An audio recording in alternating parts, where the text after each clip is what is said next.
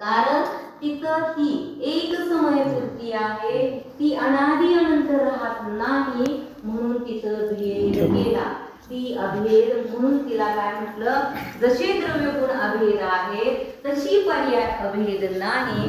आणि म्हणून त्या ठिकाणी काय केलं, भेदाचा अभेदाचा पर्यायावर काय केला, उच्चार केला, आरोप केला. पर्याय ही भेदरूप असताना अभेद रूप म्हटली गेली, म्हणून अभेद उपचार. आलं लक्षात. मग आता अभेद उपचार, मग आता काल सांगितलं होतं आगमाचे दोन नय असतात, एक द्रव्यार्थिक नय आणि एक पर्यार्थिक नय. आणि अध्यात्माचे दोन नय असतात, निश्चय नय आणि व्यवहार नय. निश्चय व्यवहार हा अध्यात्माचा आहे, आगमाचा द्रव्यार्थिक नय आणि पर्यार्थिक नय हे आहे. मग इथं त्यामध्ये त्यांनी पर्यार्थिक नय घेतला. आता त्यालाच खाली काय केले, परत अभेद उपचाराचे आता दोन भेद केले. अभेद उपचाराचे किती भेद केले, दोन भेद केले. काय केलं, ज अशुद्ध निश्चय नय. आता याच्यावर आधी बघू आपण. ज अशुद्ध निश्चय नय, तर ज अशुद्ध निश्चय नयामध्ये काय घेतला, परत अशुद्ध कशाला म्हटलं होतं, काल सांगितलं होतं हे मी. अशुद्ध म्हटलं होतं ज्याच्यामध्ये भेद केला जातो त्याला म्हटलं जातं अशुद्ध. अशुद्ध म्हणजे इथं रागादी विकारी नाही घेतलं, भेद केला ना, म्हणून इथं अशुद्ध झाला. निश्चय एकाच द्रव्यामधला आहे आणि नय म्हणजे काय घेतलं होतं, एका अंशाकडून कथन केलं जातंय किंवा जाणलं जातंय. मग आता या ठिकाणी ज अशुद्ध निश्चय नय त्याचा पहिला भेद. सगळ्यांचं लक्ष आहे काय पुस्तकात, पुस्तकात द्या तर नंतर लिहा पाहिजे तर. पण काय माहिती का, इथलं जर गेले वाक्य, हे शब्द सुटले तर परत आपल्याला समजायला अवघड जाते. मग आता काय सांगितलं, ज अशुद्ध निश्चय नय कशाचा भेद आहे, अभेद उपचार. अभेद उपचार कशाचा भेद आहे, प्रमाण वाक्याचा. प्रमाण वाक्य कशाचा भेद आहे, ब नयाचा.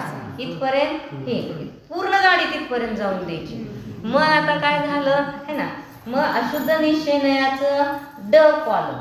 ड कॉलम मध्ये काय सांगितलं, शुद्ध नय अथवा पूर्ण शुद्ध पर्याय के द्वारा अशेष धर्मात्मक द्रव्य को जानना वा कथन करना शुद्ध निश्चय नय का, यानी केवली अरिहंत कार्य समय साथ सिद्ध. आता सामान्य आहे, सगळ्यांना माहिती आहे शुद्ध नय किंवा त्यालाच काय म्हटलं जाते, पूर्ण शुद्ध पर्याय. म्हणजे जिथं पर्यायामध्ये शुद्धता प्रगट झालेली आहे आणि अशा शुद्ध पर्यायाच्या द्वारे काय दाखवलं, अशेष धर्मात्मक द्रव्याचं कथन केलं गेलं किंवा जाणलं गेलं.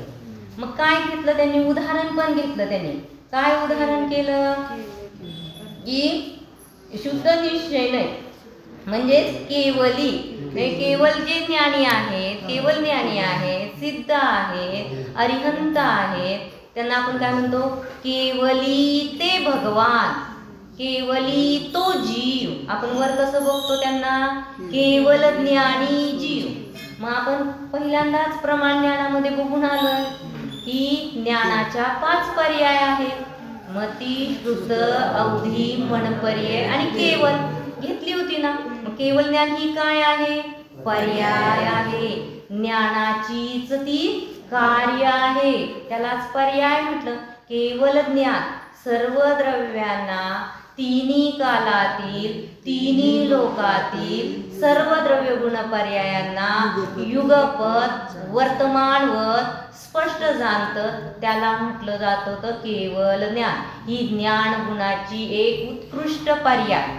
आणि अशा पर्यायाला धारण करणारे अरिहंत सिद्ध. मग कोणाला दाखवला आपण, केवल ज्ञानी तो जीव. मग काय घेतली ही, पर्याय आहे, गुण आहे का द्रव्य आहे, पर्याय आहे. पर्यायातून काय दाखवलं आपण त्यांचं, गुण दाखवला, द्रव्य दाखवलं. काय दाखवलं, कारण इथं सांगितलं ना अभेद उपचारात काय सांगितलंय, पर्यायाकडून द्रव्य दाखवलंय. एक लक्षात ठेवा, द्रव्याला सोडून गुण नाही तर द्रव्याला सोडून पर्याय नाही. त्यामुळे पर्याय वेगळीकडून द्रव्य असं नाही, हे कथन अखंडतेचं आहे. मग आता इथं काय घेतलं, केवळ ज्ञानी तो जीव किंवा केवळ ज्ञानी अरिहंत भगवान. मग हे काय झालं, द्रव्य झालं आणि पर्यायाकडून दाखवलं. आपण काय म्हणालो, मती श्रुत ज्ञान वाली वैशू. तर काय झालं त्या ठिकाणी, कोण दाखवलं, मती श्रुत ज्ञान पर्यायामधून तिथं जीव दाखवला. 1 ते 12 गुणस्थानवरती जीवाकडे काय असतं, मतिश्रुत ज्ञान असतं. मतिश्रुत ज्ञान वाले जीव 1 ते 12व्या गुणस्थान पर्यंत असतात. हे कथन कशाचं आलं, अभेद उपचाराचं, हे ना. हे जीवावर घटवलं. अजून तुम्हाला आता इथं अभेद उपचाराची काय उदाहरणं, शुद्ध घटवा आधी इथं चाललाय शुद्ध नाही, तर केवळ दर्शनवाला जीव.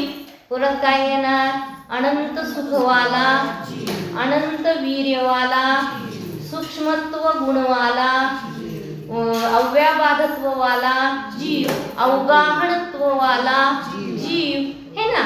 हे सगळे काय आले, जीव एका पर्यायाकडून अखंड वस्तू दाखवली. पण ती पर्याय कुठली घेतली, शुद्ध घेतलेली आहे, अशुद्ध घेतली नाही.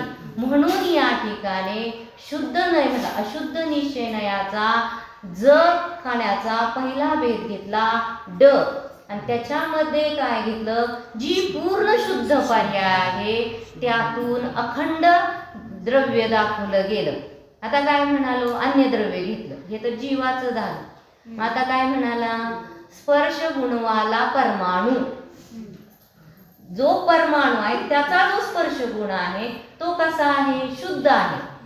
परमाणू शुद्ध पुद्गल द्रव्य आणि त्याचा जो गुण आहे, त्याची जी पर्याय, स्पर्श गुण नाही घेणार आपण, त्याची जी पर्याय आहे. आता तिथं 5 पर्याय लावल्या जातात, शुद्ध परमाणूच्या 5 पर्याय दाखवल्या जातात. मग त्या 5 पर्यायांनी युक्त तो जो परमाणू दाखवला गेला तो काय झाला, शुद्ध दाखवला गेला, तो शुद्ध नयाचा विषय झाला. मग आता धर्मद्रव्य, अधर्मद्रव्य, आकाशद्रव्य, कालद्रव्य यांच्या पर्याय जे आहे ते शुद्धच आहेत. मग त्यांचं वर्णन काय करणार, तर गती हेतुत्व आणि परिणत पर्याय याने युक्त जे द्रव्य ते झालं धर्म द्रव्य. आजच अधर्मद्रव्याचं काय लावणार, स्थिती हेतुत्व रूप परिणत पर्यायाला काय म्हटलं, अधर्म, त्याने दाखवलेलं अधर्मद्रव्य. हे कशामध्ये गेलं, तर अभेद उपचार, त्याच्यामध्ये सुद्धा शुद्ध नयाचा तो विषय, शुद्ध पर्यायाच्या द्वारे दाखवलेलं द्रव्य, असं जे ज्ञानामध्ये आपला जो विचार आहे त्याला म्हटलं जातं ही अभेद उपचाराची ज्ञान पर्याय आहे. हे नय ज्ञान आहे आणि हे नय ज्ञान अप्रकृष्ट विशुद्धीवालं आहे. याचा मला अनुभूतीसाठी, ही माझ्या अनुभूतीपासून भिन्न आहे. निर्णय कशाचा करायचा आहे, मला टार्गेट माझं काय आहे, माझ्या अनुभूतीचं साधन काय आहे. मग माझ्या अनुभूतीचं साधन अभेद वृत्तीवाला नय पण नाही, अभेद वृत्तीवाला नय पण नाही. कारण शंका विचारली होती की मग प्रमाणाचाच विषय घ्यायचा का, प्रमाणहीन तुम्ही पर्याय वापरताय ना साधन, विषय पण प्रमाणाचाच घ्यायचा का. तर इथं एकतर विषयाची चर्चा नाही, पण तिचा प्रश्न होता म्हणून तुम्हाला खुलासा करते की प्रमाणाचा विषय नसतो. कारण प्रमाणाच्या विषयामध्ये शुद्ध अशुद्ध सर्व पर्यायाने गृहीत द्रव्य दिलेलं असतं, त्यामुळे तो विषय नसतो, ते साधन असतं. का साधन असतं, कारण ते सकलादेश आहे, त्यात प्रकृष्ट विशुद्धी आहे, हे त्याच्यामधला हे आहे. आणि हे अभेद वृत्ती हे साधन नाही, पण अभेद वृत्तीचा विषय आहे.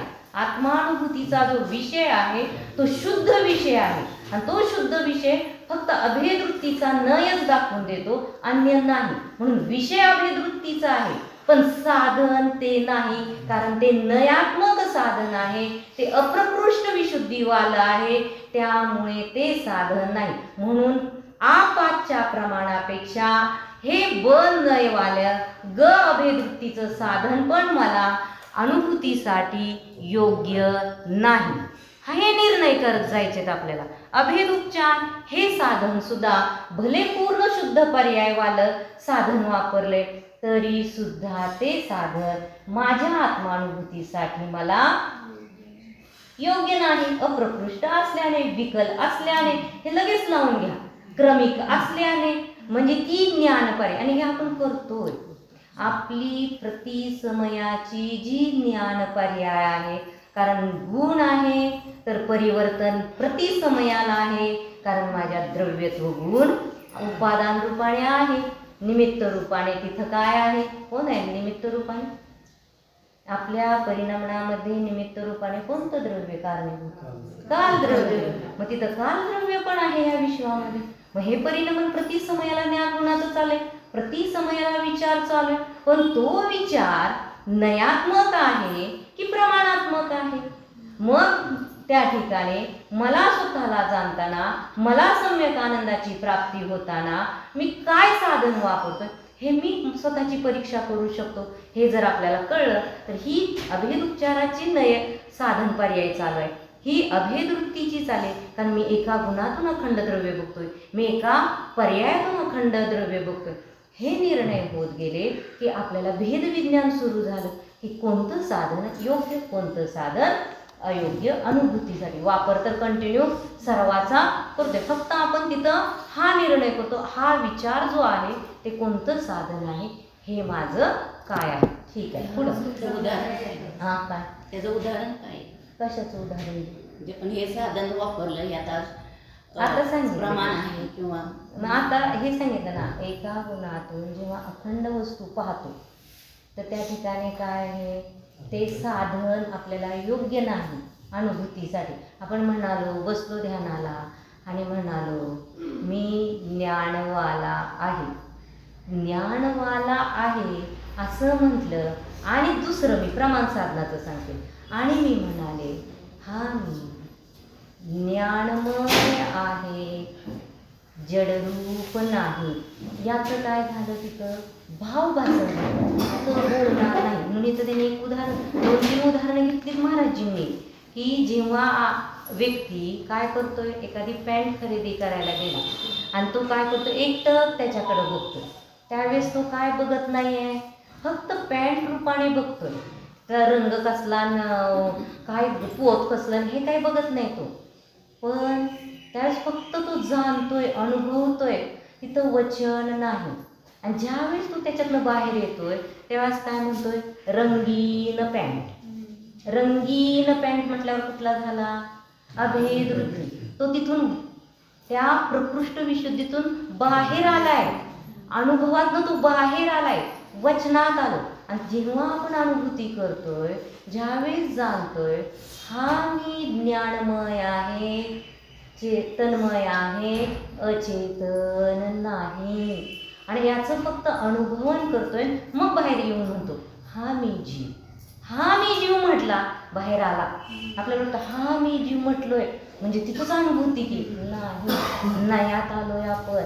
लक्षात आलं का? एका गुणातून अखंडतेकडे गेलो तरी सुद्धा तिथं आपण नयात गेलो, आणि जिथं नयात आलो, जिथं विकल्पात आलो, तिथं अनुभूती सुटली.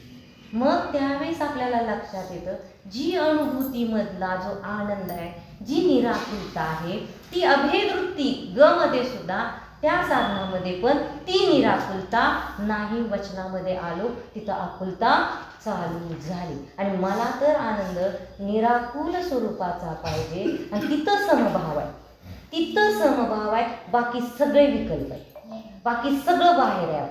हा निर्णय करायचा. ठीक आहे, पुढं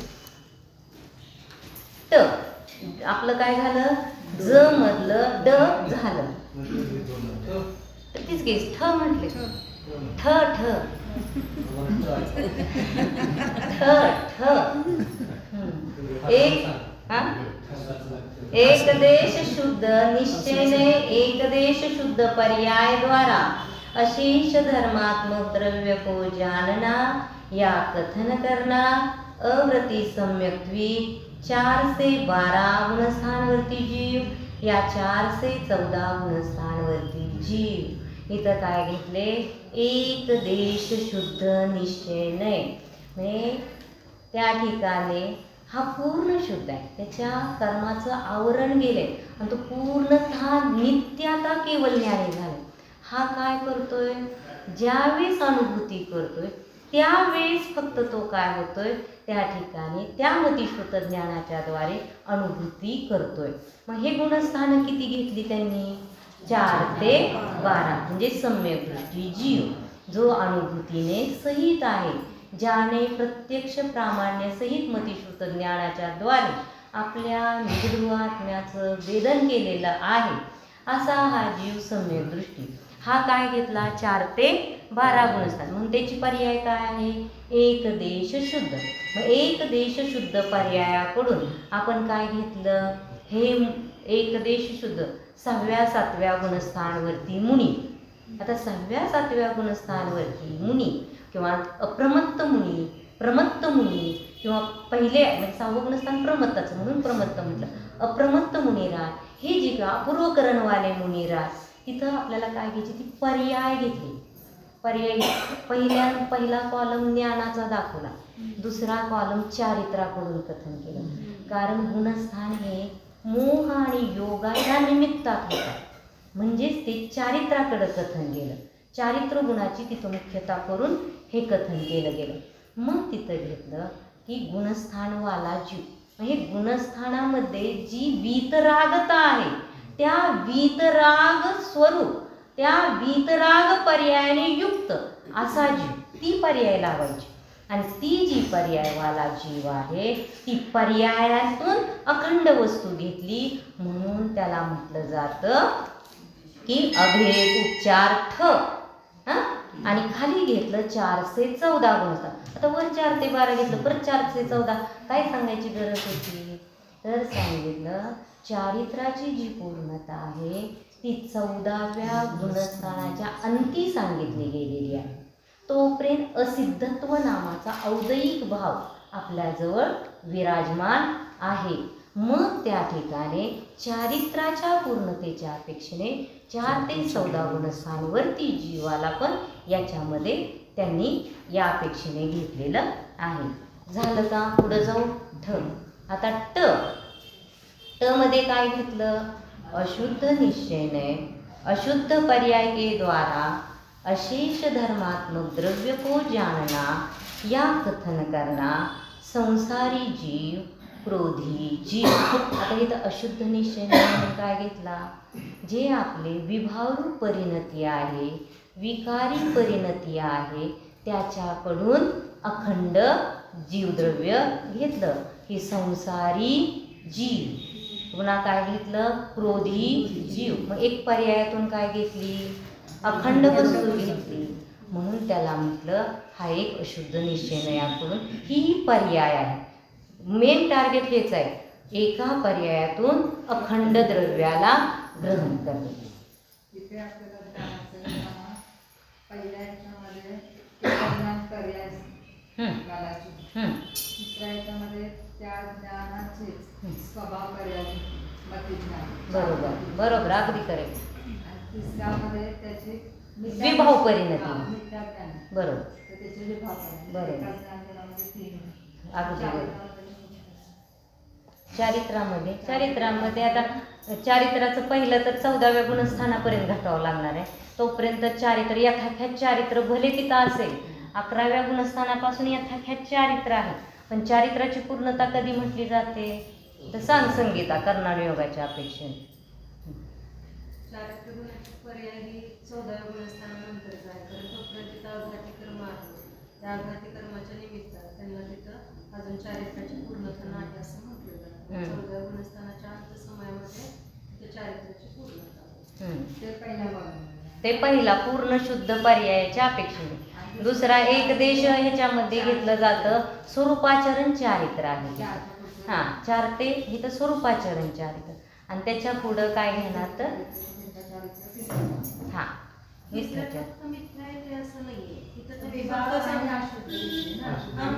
लास्टचा तिसरा कॉलम.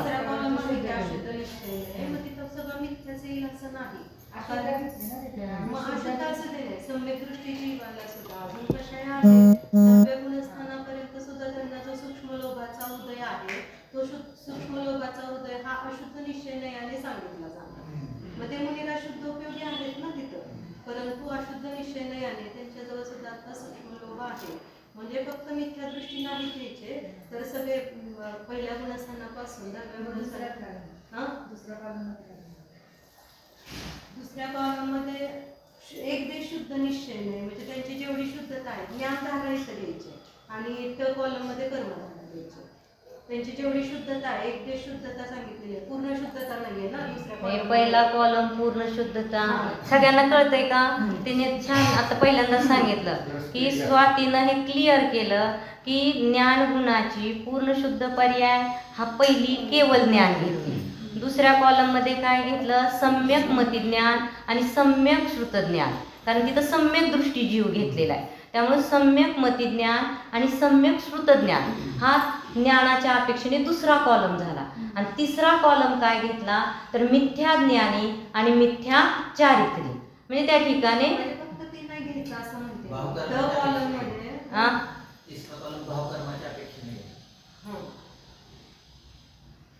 अशुद्ध निश्चय हा आपल्या जवळ पण आहे ना, सम्यक दृष्टी जीवाजवळ सुद्धा अशुद्ध निश्चयाने आपण आपल्या क्रोधाचा करता आहे, लोभाचा करता आहे, किंवा म्हणजे जे आपले कशाचे परिणाम होते मग आपल्या जवळ पण आहेत ते. म्हणून अशुद्ध निश्चयामध्ये फक्त आपली विभाव पर्याय घ्यायची. थोडक्यात असं घ्या की त्या ठिकाणी दोन धारा आहेत, एक ज्ञानधारा आणि एक कर्मधारा. मग ज्ञानधारेनं ज्यावेळेस हा आत्मानुभूतीशी युगपत आहे आणि त्याच्यामध्ये जे अनंतानुबंधी जन्य जे गेलेलं आहे, अप्रत्याख्यानजन्य जे कशाय गेले, त्या अपेक्षेने दुसऱ्या कॉलममध्ये तेवढ्या अंशाने वित राखता हे दुसऱ्या कॉलममध्ये घटवायचं. आणि तिसऱ्या कॉलममध्ये काय घटवायचं? भले तो सम्यक दृष्टी जीव घेतला किंवा मिथ्या दृष्टी घेतला, मिथ्या दृष्टीच्या अपेक्षेने अनंतानुबंधी अप्रत्याख्यान प्रत्याख्यान संज्वलन रूप क्रोध त्याच्याकडं विद्यमान आहे आणि त्या कषायाच्या सद्भावात ते द्रव्य दाखवलं गेलं. आणि जो सम्यक दृष्टी आहे त्याच्या अनंतानुबंधी आणि जो ची कषाय फक्त कमी झालं, पण अप्रत्याख्यान प्रत्याख्यान संज्वलन या कषायाच्या सद्भावात जो क्रोध होतो तो सुद्धा क्रोध इथं इन्क्लूड केला जाणार, असं त्या ठिकाणी विवेचन केलं. बरोबर? जाऊ मी पुढं.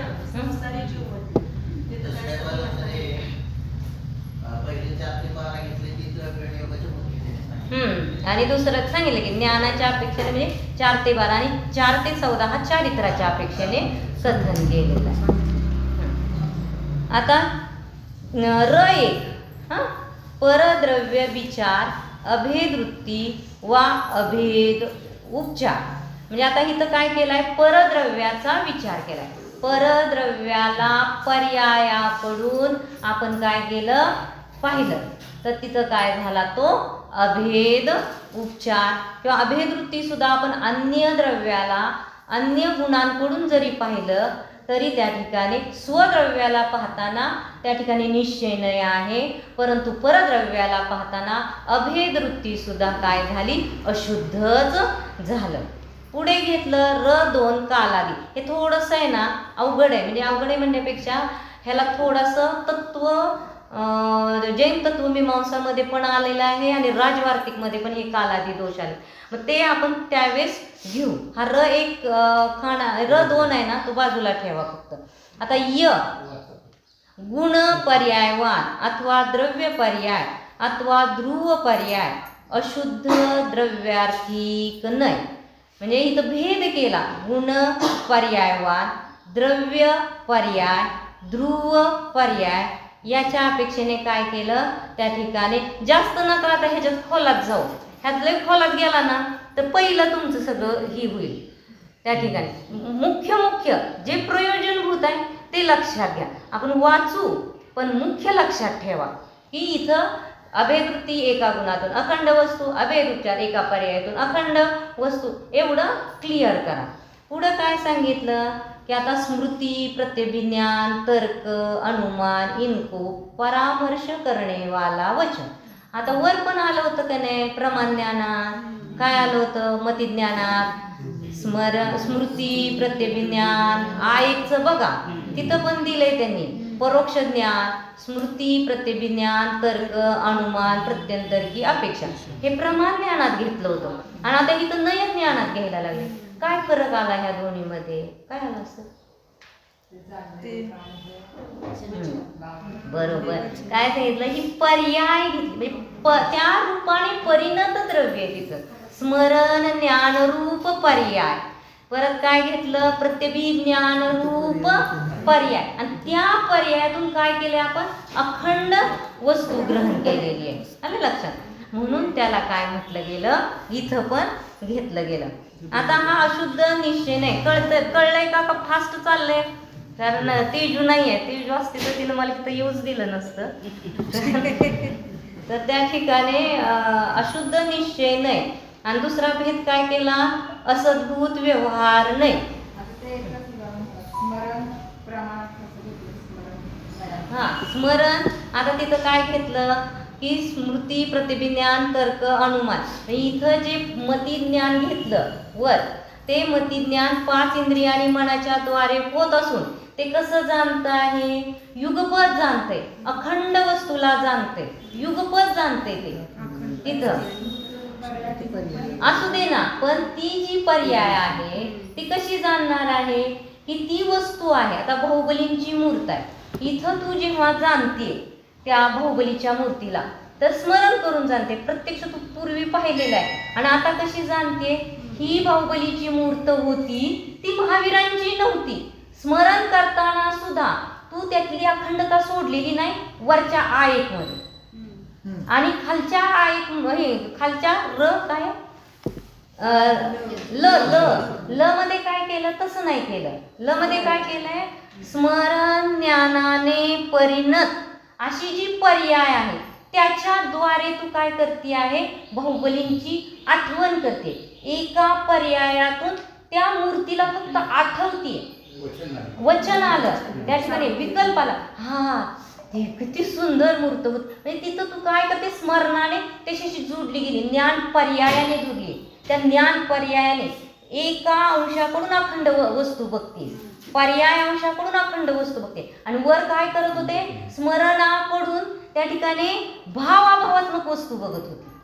हा फरक आहे भाव अभावात्मक जाणत होतीस त्या ठिकाणी त्या वस्तूला जी जाणत होती ती बाहुबलींचीच मूर्त होती ती महावीरांची नव्हतीच असं तुझ्या ज्ञान पर्यायामध्ये जाणीव आहे त्या स्मरण ज्ञानाने.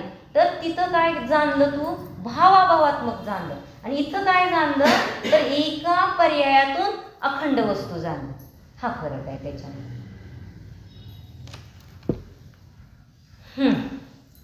असद्भूत व्यवहार नाही. आता त्याचा दुसरा भेद काय केला अभेद उपचाराचा काय केला आधी केला अशुद्ध निश्चय नाही आणि दुसरा काय केला असद्भूत व्यवहार नाही. आता हे तर सगळ्यांना पाठ आहे घेऊ का नको सगळ्यांना माहिती आहे व्यवहार नाही याचे भेद किती.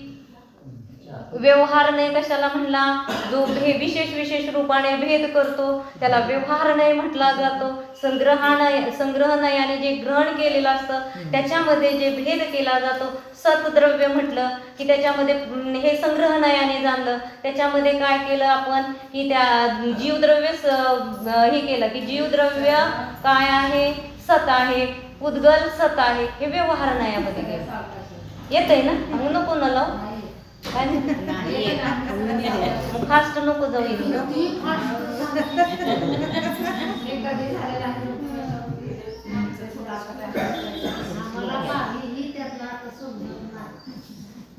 आम्हाला आता करणार चांगलं विचार काय पण येतं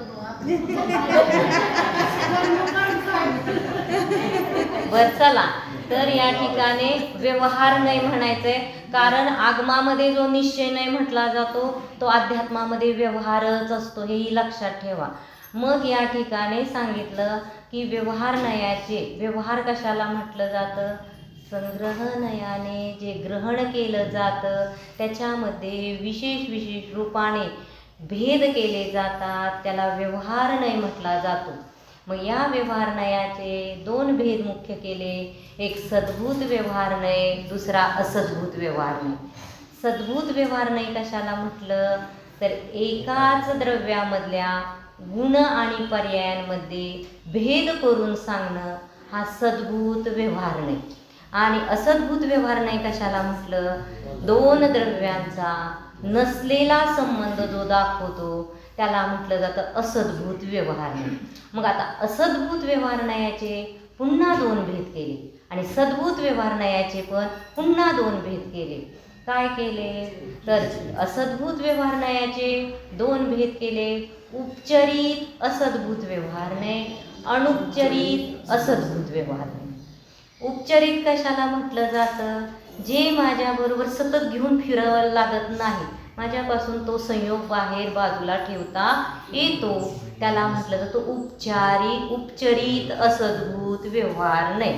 जसं माझ्या हक्काचं जे आहे, हे पण तिथं महत्त्वाचं आहे, माझ्या हक्काचं जे आहे त्यालाच माझं म्हणणं, हा कोणता नाही आहे असद्भूत. मग माझ्या हक्कात, कारण लौकिक व्यवहारात तो चालवणं आवश्यक आहे आणि लौकिक आणि ते सुद्धा नाही इतके महत्त्वपूर्ण आहे, त्या नयाचा निषेध नाही, त्याचा वापर पण आहे. आणि ज्यावेळेस आपण शुद्धामध्ये जातो त्यावेळेस त्याचा निषेध केला जातो, हे लक्षात घ्या. पण लौकिकात त्याचा तितकाच वापर पण आहे, खूप महत्त्वपूर्ण ते नय आहे. मग माझ्या हक्काचं जे आहे आणि माझ्या बरोबर सतत राहत नाही, एक क्षेत्रांग नाही, हा ते एक क्षेत्रांग नाही पण अन्य आहे. हा म्हणजे उदाहरण काय घेतलं की माझा बंगला मला घेऊन यावं लागला का, माझी गाडी, किंवा माझी स्त्री, माझा पती, हे कसं आहे, आपण बाजूला आपल्यापासून आहे, एक क्षेत्रात ते राहत नाही, संश्लेष संबंध ज्याचा नाही, त्याला म्हटलं जातं उपचरित असद्भूत व्यवहार नाही. पण या नयाने आहे की नाही माझं, मी जर आपण म्हटलं की हा माझा पती आहे, तर त्या ठिकाणी आपला काय होतो, त्या ठिकाणी एक ब्रह्मचारी अनुव्रत होऊ शकतं, हे ना. नाही तर हा जर नाही मी वापरला नाही तर त्या ठिकाणी काय होऊ शकतो, व्यभिचार दोष येऊ शकतात. म्हणजे किती अन्याय, अनिती, अभक्ष याचं कथन या नयांमधून आपल्याला खूप उत्कृष्ट रीतीने कळतं. बंगलो माझा, त्याच बंगल्यात मी जायला पाहिजे, बाकीच्या बंगल्यामध्ये मी नाही जाऊ शकत, कारण उपचरित असद्भूत व्यवहार नयाने ती जी बंगलारूपी पर्याय आहे ती काय आहे, त्या ठिकाणी माझ्या हक्काची आहे, हे त्या ठिकाणी सांगितलं जातं. धन दुसऱ्याचं हडप करू शकतोय का, माझं जेवढं आहे त्या बंगल्यात सुद्धा एखादी इंच सुद्धा जागा आपण इकडे तिकडे सरकू शकतो नाही शकत, कारण हक्क लगेच आपण म्युन्सिपाल्टीत जाऊन ते काय काढून आणतो 7-12 आणि बघतो की हे कुठपर्यंत आहे, मोजणी करा, हे ना. म्हणजे काय झालं, तिथं पूर्ण न्याय, पूर्ण नीतिमत्ता आणि त्या ठिकाणी अन्यायाचा त्याग, हे सगळं इथं घटलं जातं. मग इथं मला ती चर्चा एक ओघाने आली म्हणून मी बोलले, पण इथं काय आहे तर त्यांनी सांगितलं, हे कळलं का, उपचरित असद्भूत व्यवहार नाही, अनुपचरित असद्भूत व्यवहार नाही कशाला म्हटलं तर अनुपचरित असद्भूत व्यवहार नाही म्हणजे शरीर आणि जीव, जसं दूध आणि पाणी यांचा संश्लेष संबंध आहे, हे एकमेक वेगळं नाही करू शकत आपण, जिथं आहे तिथं ते. मग तसं हे शरीर आणि आत्मा एका क्षेत्रात आहेत ना, आत्ताच्या आत्ता बाजूला करा म्हटलं तर नाही ना. कर्म आणि आत्मा यांचा संबंध कोणता आहे, एक क्षेत्रावगाही आहे.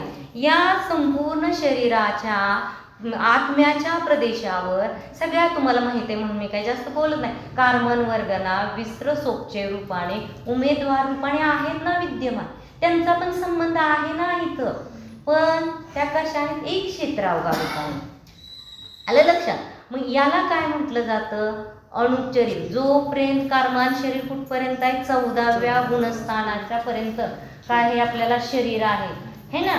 म्हणजे तिथं पर्यंत कार्मान शरीर पण आहे, 5 शरीर आहेत ना, औदारिक, वैक्रिक, आहारक, तेजस, कार्मन. तेजस आणि कार्मन अनादी संबंधेच, अनादी काळापासून संबंध आहे, 14व्या गुणस्थानापर्यंत आपण अतीत होतो तेव्हा सिद्ध होतो. मग हे संबंध जे माझ्याशी कंटिन्यू विग्रहगतीत सुद्धा मला सोडत नाही, त्यांचा संबंध म्हणजे अनुपचरित असद्भूत व्यवहार नाही. आणि सद्गुतमध्ये गेला तर काय केला जाणार? तर तिथं त्या ठिकाणी सांगितलं जाईल मतिज्ञानवाला जीव, श्रुतज्ञानवाला जीव. हे काय जाणार? तिथं उपचरित सद्गुत व्यवहार नाही. आणि अनुपचरित सद्गुत व्यवहार नाही. यामध्ये काय येणार? माझ्यात ज्ञान आहे, माझ्यात दर्शन आहे, माझ्यात सुख आहे, माझ्यात वीर आहे, असा गुणभेद केला तर तो काय झाला? अनुपचरित सद्गुत व्यवहार नाही. म्हणून इथं त्यांनी घेतलं की या ठिकाणी इथपर्यंत झालं, दोन्हीची उदाहरणं सांगितली आणि त्याच्या पुढे नाही जातो की जिथं भेदच करत नाही आणि काय करतो? अखंड वस्तूला ग्रहण करतो, तो निश्चय नाही है ना. हा सगळा व्यवहार आहे, हा सगळा व्यवहारामध्ये आला. या ठिकाणी असद्भूत व्यवहारने आपण कॉलम घेतला म्हणजे एका पर्यायातून अखंड वस्तू दाखवणार आहेत म्हणून त्याला ह्याच्यात include केलं कागदोपचार. म्हणजे जिथं आपला मालकी हक्क आहे अशा आपल्या संबंधित असणाऱ्या त्याच्या पर्यायाशी सुद्धा काय म्हणतो आपण की त्या ठिकाणी श्रावक बंगलावाली संगीता. आता श्रावक बंगलावाली म्हटल्यावर काय झाली? पर्याय आली ना. श्रावक बंगला ही पुद्गलाची एक आहार वर्गणीची काय झाली? पर्याय आली आणि त्या पर्यायातून तुझी ओळख करून दिली. किंवा जरी पुद्गलाची पुद्गलामध्ये केली तरी काय केली? श्रावक बंगला तो म्हणजे जरी त्या आहार वर्गणीची ही दिली आणि त्यातून जरी जीवाला दाखवायचं तर पर्यायातून जीवाला, म्हणजे तुमच्याशी ह्या पर्याय निगडीत आहे. कारण निश्चय आणि व्यवहार हे दोन्ही सापेक्ष आहे. आणि जर हे समजलं, ह्याचा बोली भाषेत आपला वापर आहे आणि हे नाही आपण लावलं तर काय आपत्ती? ह्या पर्यायाने सहित जीव नाही आपण लावला तर तिथं मग काय होईल? ह्या पर्यायाला मग कुठल्या पर्यायाला तिचं ही करता येणार नाही. लौकिकामध्ये जे परिचित आहे त्याला गाळलं तर तिथं काय होऊन जाणार? दोष येतील. म्हणून इथं काय घेतलं? परद्रव्याच्या पर्यायाने सहित असा मी जीव. म्हणून मग बंगलोवाला जीव, गाडीवाला जीव, पत्नीवाला जीव, मग त्याचीच आहे ना ती, अपेक्षेने त्याचीच आहे ना ती, त्याला नया गोवलंय ना आपण. म्हणून त्या ठिकाणी त्या पर्यायवाला तो जीव हे सुद्धा अभेद उपचारामध्ये कथन येणार, जाणणं येणार. पण ते कुठं आलं? असद्भूत व्यवहार नयाच्या अंडर आलं है ना.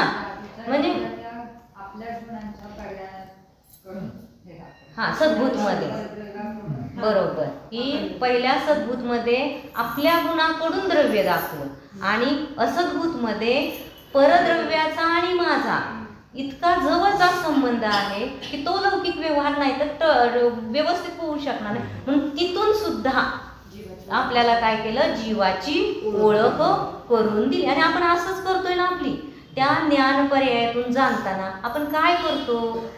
त्या ठिकाणी इथंच जातो ना की तिथं मी शरीरवाला आणि मी बंगलोवाला आणि मी गाडीवाला याच ज्ञान पर्याय साधनाचा आपण 24 तास वापर करतो. 24 तास है ना.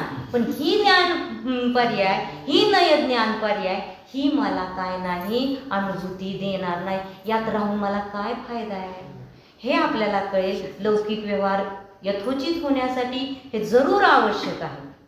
हे जर नसेल तरी तुम्ही आत सुद्धा जाऊ शकणार नाही. कारण ह्या आकुलत्या व्याकुलतेत राहणार है ना. ह्या आकुलता व्याकुलतेत तिथं राहणार.